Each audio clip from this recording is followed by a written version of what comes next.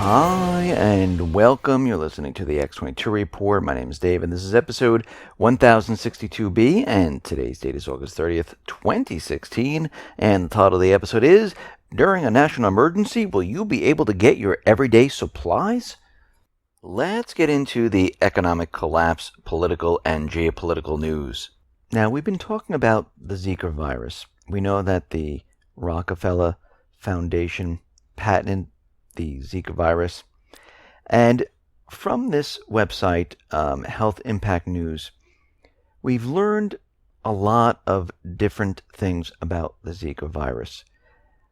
And we realize that this Zika virus propaganda is just that. It is propaganda. It's a hoax. Because what we need to understand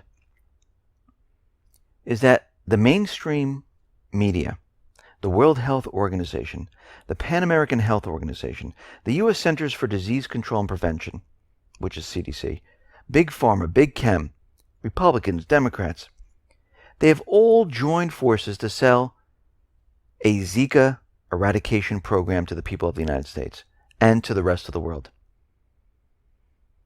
And this continues to be one of the best orchestrated programs of propaganda we have seen in a long time. Because Zika, I hate to say this to everyone, it's not a threat to babies of the world. There is no solid evidence that Zika is a threat to humanity. It is a minimally dangerous viral infection, and it does not cause microcephaly.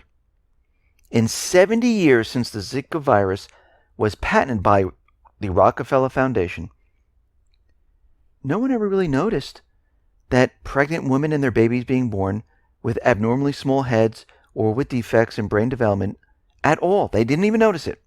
But out of nowhere in 2015, we were suddenly made aware of this in Brazil. And down in Brazil, they did a study and they realized, well, wait a minute. This has nothing to do with the Zika virus. This has to do with the pesticides. But of course, that information was squashed.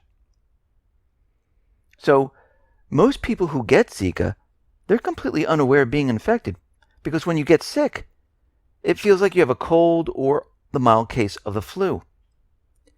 But the propaganda continued. The CDC, they went on to issue a travel warning to women to avoid traveling to Brazil, South America, and those people who are thinking about becoming pregnant, don't even go down there. So the CDC said we don't have any evidence of causation, and we don't even know there is even a problem, but women should just stay away from that whole area. So right now, there was no real information about this whatsoever. And we know that the CDC, they make up all these computer models. They always like to tell you how many people are going to be infected. Look what Ebola was like. Look at the swine flu. Look at all of this. And what happened? Absolutely nothing. Well, not nothing. The pharmaceutical companies, they were able to get their funding for vaccines. And we can see right now that the CDC analysis, they didn't even conduct comprehensive research to see if microcephaly was caused by the Zika virus. They used a set of 7 criteria to determine whether Zika could be considered to be cause of microcephaly. They determined that the association between Zika infection and microcephaly was causation for 3 of the 7 criteria. They suggested that additional study was needed before 3 of the other criteria could be met. But very interestingly, they excluded the 7th criteria altogether. Now, what is the 7th criteria? Well, the 7th criteria is whether medications or chemicals might have caused microcephaly. So they went on and they studied 5,000 mosquitoes here in the U.S. None of them there was no presence of Zika at all.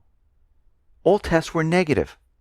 But the officials dismissed the negative infection results by saying that finding a Zika-infected mosquito is like finding a needle in a haystack.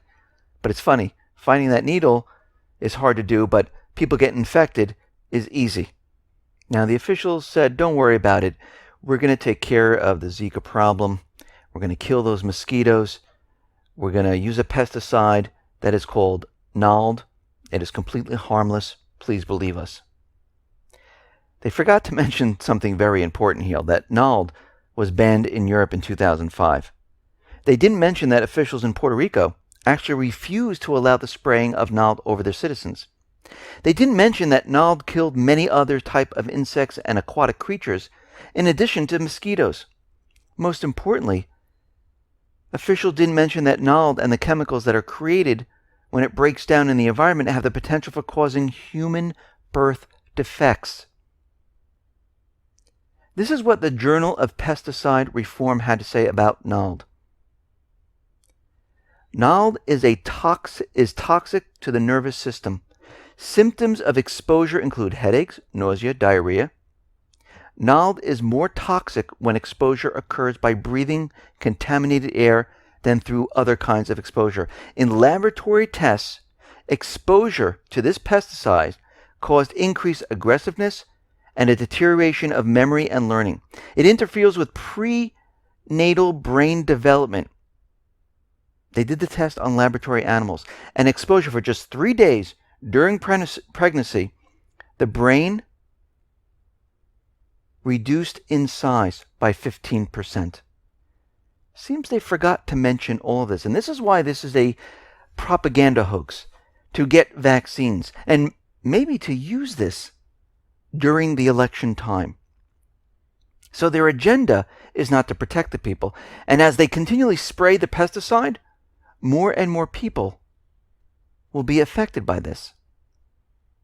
Not from the Zika virus, from what they're doing in the environment. And it's funny because the same tests were carried out in Brazil, and they also pointed to the pesticides. But they don't want people to know this. So the World Health Organization said on Tuesday that its emergency committee on Zika would meet on Thursday to review the outbreak's evolution and how they're going to approach this. Well, most likely, they're going to approach this by either declaring a state of emergency, telling everyone they have to get a vaccine for this virus that has been around for almost 70 years that really doesn't hurt you, that has nothing to do with microcephaly. And you can just imagine what the vaccines must contain that they're injecting you with. Because throughout history, the government has told you, and the FDA and all the various agencies have always told you that, look, these chemicals, they're safe. Spray 7. It's okay. It doesn't do anything. And like I said in the past, whatever they tell you, it always is the opposite. If they tell you it's okay, you know it's not okay. If they tell you the economy's doing well, you know it's not doing well. If they tell you that Russia's provoking war or China's provoking war, you know the United States is provoking war. If they tell you we're not going to war, you know we're going to war. So whatever they tell you, it is always the opposite of what they are doing. Now, FBI Director James Comey, he warned that the FBI's inability to access digital devices because of encryption is a problem. It's keeping their investigations in the dark. And he wants to have an adult conversation about this next year, which means he wants the people to give up their rights and allow the FBI to monitor their communications without encryption. Or if you have encryption, give them the method and the key so they have easy access. Well, I'm sorry. It's like giving the government the keys to your home, the keys to your safe, the combination lock to your safe. Access to anything that they want. And this is why the Founding Father, they've created the Constitution, the Bill of Rights, to stop the government from doing this. If they need to investigate a crime, they need to get a warrant. They need probable cause. They have to go in front of a judge. They just don't have free access to get your information. We see that the leaked Soros documents, which told us that Soros, Obama, the UN were involved in the refugee crisis, that Soros was involved in many of the regime changes that we've seen around the world. We also see that his document is calling for a regulated internet. And what we're seeing right now is that they want the ability to control the internet. Now we know October 1st, 2016, Obama is going to get ready to pass this to the UN. And we can see right now that Soros would like to control what people can and cannot say on the internet. Because what we're seeing right now is that they want the ability to say, okay, this can be allowed, this cannot be allowed on the internet. Because they do it now with the corporate media. You only see the stories they want you to see. Everything else is not mentioned. And if they're asked a question about it, they never answer the question. Because they want full control. They're trying to do this on the internet right now. Now, something very interesting on the Bing Translator, which is the Microsoft's Bing search engine. When people entered the word the Islamic State, or the word dash, I should say, because that's another word for the Islamic State, the translation came up with Saudi Arabia. Well, which is absolutely true, because Saudi Arabia, the United States government, the central bankers, the coalition forces, they've created Daesh, or the Islamic State. They control them, they fund them. And the way this happened was, the Bing translation engine works this way. If there's 1,000 people who submit the same translation, the translation then is changed to whatever the 1,000 people say it is. And this is why this has happened. And also, we all know that Saudi Arabia, Turkey, the United States, Israel, UK, France, they're all behind all of this. Now, out in Ukraine, we see Amnesty International is saying that Ukraine must end the grotesque practice of secret detention. They found out through an intense investigation that Ukraine has secret prisons. Because recently 6 men were released on July 25th, and 6 men and 1 woman were released on August 2nd. And Amnesty International and the Human Rights Watch spoke to these individuals, and they found out that these individuals were being held in secret detention, which is continually being denied by the Ukrainian authorities. Well, the United States does the same thing. They have secret prisons all around the world, outside of the rule of law. And since the United States government central bankers are controlling what happens in Ukraine, you bet they have secret detention facilities. And of course they're going to deny it. But we can see that the proof is out there. Amnesty International and the Human Rights Watch organization say they have reports and other information backing all of this up. We see NATO. They're going to be involved in a drill with Czech Republic. 1,500 troops will kick it off. And of course, right at the border of Russia. Why is this all happening? Because of Russian aggression. And it's basically a move to provoke Russia to see this all the time. And if you notice, they're continually having these drills over and over. Right now, the EU is saying that the Turkish EU bid is completely unrealistic while Erdogan is in power. And it looks like this is not going to happen. Russia is out there.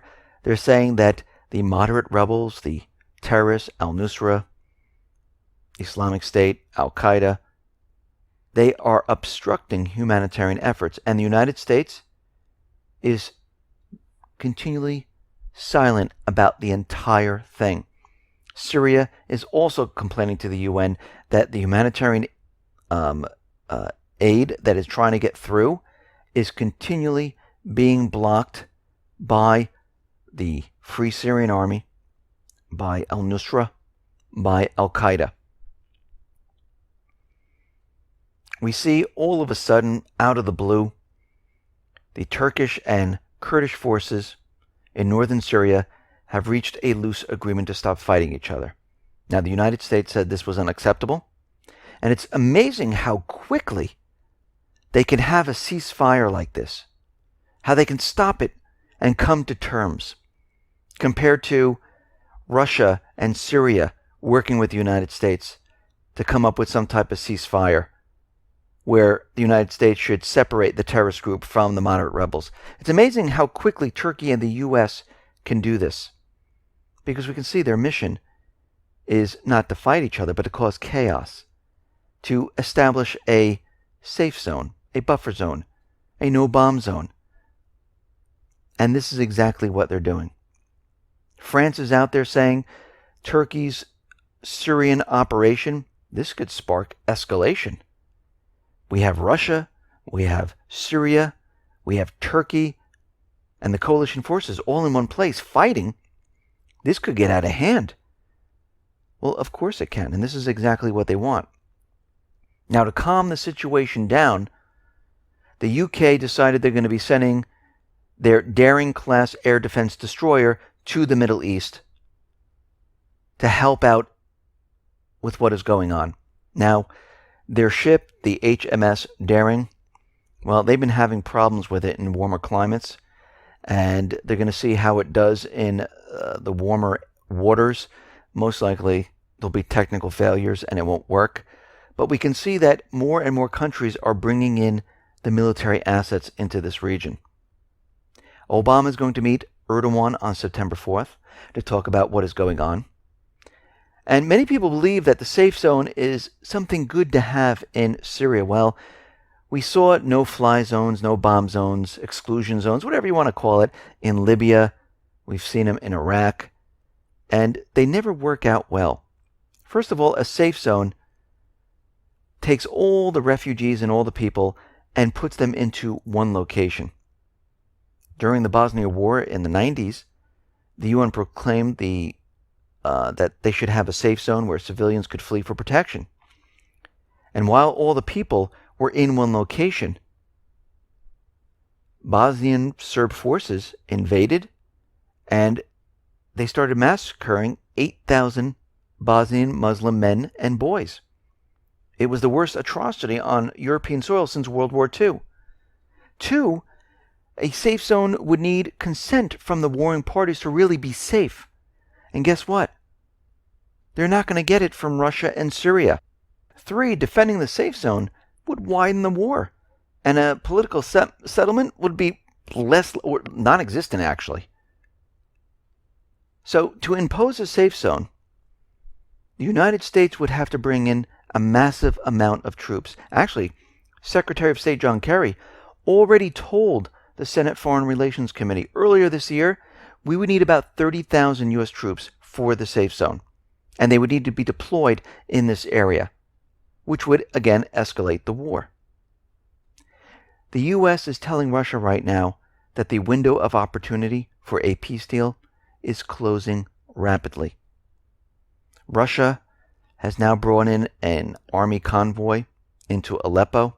The convoy consists of over 120 Russian soldiers, and it included a number of armored vehicles, and they're moving towards Aleppo right now. John Kerry wants everyone and the media to stop covering terrorist attacks, and there's a reason for this, because they don't want people reporting on what is going on out in Syria, especially because the U.S. supports terrorists. And every time you report on it, it comes back to the U.S. that these terrorists have the support of the United States, and it looks really bad for the U.S. We see Britain and France, they are now pushing sanctions against Syria for the chemical attacks. The U.S. most likely is going to join in on this. This is the blackmail of Syria trying to remove Assad from power. We are getting a warning from U.S. that there's going to be some type of terrorist attack in Turkey. So we can expect something else to happen within the next couple of weeks, because they're already giving us indicators that this is definitely going to happen. Now, there was a very interesting article from Alice Friedman about what happens when the trucks stop running. What happens when there's a national emergency and trucks can't make their deliveries. Now, we know this is a huge possibility because we know the system is based on credit. And she breaks it down very nicely where she says within a week, grocery stores would be out of dairy, other items that are delivered many times a day, and by the week the shelves will be empty. On the second day, there'll be a panic and hoarding. Restaurants, pharmacies, they're going to just close down. ATMs, they'll have no money in them whatsoever. Construction would completely stop. We would see layoffs increase, and trash would not be picked up, and there would be tons and tons of trash a day. Service stations would be closed because they won't be able to get fuel. There'll be a very few amount of individuals working. Livestock would start to be hungry from lack of feed deliveries. Within 2 weeks, clean water supplies would run out. Within 4 weeks to 8 weeks, there wouldn't be coal delivered to power plants. Electricity would start shutting down.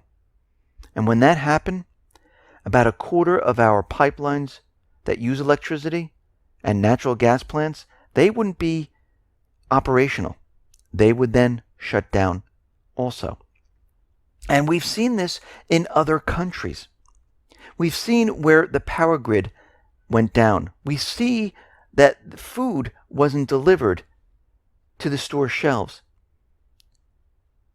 In Venezuela, we are seeing this. Actually, in Greece, we have seen this type of problem. But when this economic system crashes, credit will freeze up because you have to remember what is going to happen here. The stock market, the bond bubble, all going to crash, which will set off a chain reaction in the derivative market. Banks will become insolvent, which means they will go on a bank holiday, which means they will shut down, which means they need to get funds to stay operational, which means they will go inside every single person's bank account and take their funds. The financial system will come to a screeching halt. There'll be no loans, there'll be no credit, there'll be nothing like this. Everything will come to a complete stop. Which means rail traffic, trucking, they're not going to get paid. They won't get paid for the deliveries because the system would start to break down. Think about back in the 1970s when we were coming off the gold standard, going on to a new petrodollar system. During that crisis, people got laid off. There were certain times where store shelves didn't get the food deliveries because of the gas shortage, which there was none of. It was because we were going onto a different system. And we see right now that we're on the opposite end right now. We're on the dying end of this system, which means there's a huge amount of debt. The U.S. government was careless in their finances. The central bank owns most of the real estate now because of the 2008 crisis. They're getting ready to create more currency and put it into the system. The derivative market is getting ready to implode. The whole thing is one gigantic fake bubble. It's an illusion. When the illusion dies, all of this will happen, and it will happen very quickly. It will be a chain reaction, one to another. And this is why you need to be ready and prepared with your supplies, with your food, with your weapon, with gold, silver, cash on hand.